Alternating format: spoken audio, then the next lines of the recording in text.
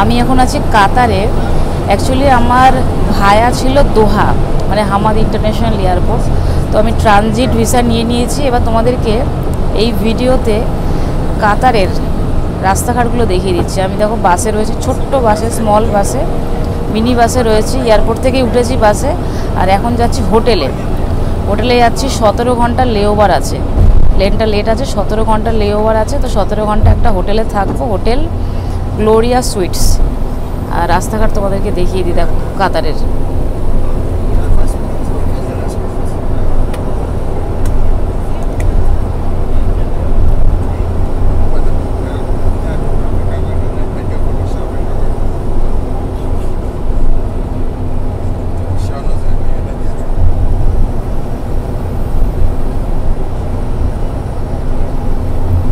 Heavy সুন্দর রাস্তাঘাটগুলো।